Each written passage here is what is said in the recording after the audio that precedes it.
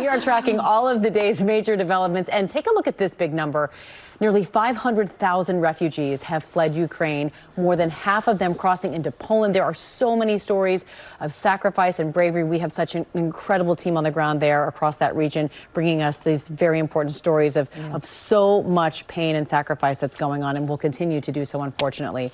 We do still have a pandemic that we're dealing with here in this country and around the world, and there's been an announcement from the CDC about some updated guidelines. So tell us about that. Yeah, and I think this really reflects, Amy, how we're really in a new phase of the pandemic. So as expected, at the end of the day on Friday, the CDC announced kind of their new guidance as we are in this new phase.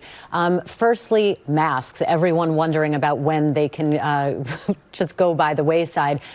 By their estimates, about 70% of the U.S. population now, including some school children, can go without masks when indoors.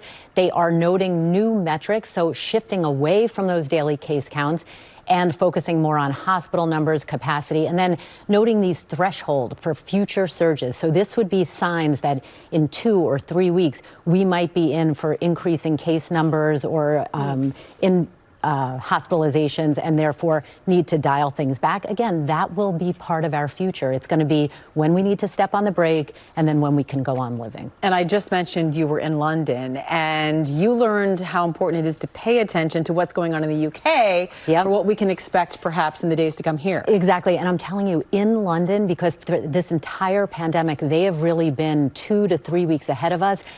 They're also living with a new phase. So just recently, their new guidelines no longer need to self-isolate when someone tests positive. I do not expect that to be the case here in the U.S.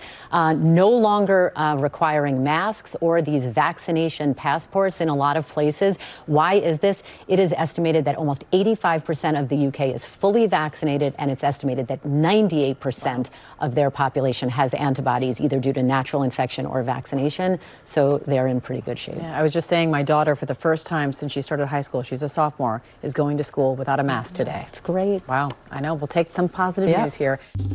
Well, hey there, GMA fans. Robin Roberts here. Thanks for checking out our YouTube channel. Lots of great stuff here. So go on, click the subscribe button right over here to get more of awesome videos and content from GMA every day, anytime.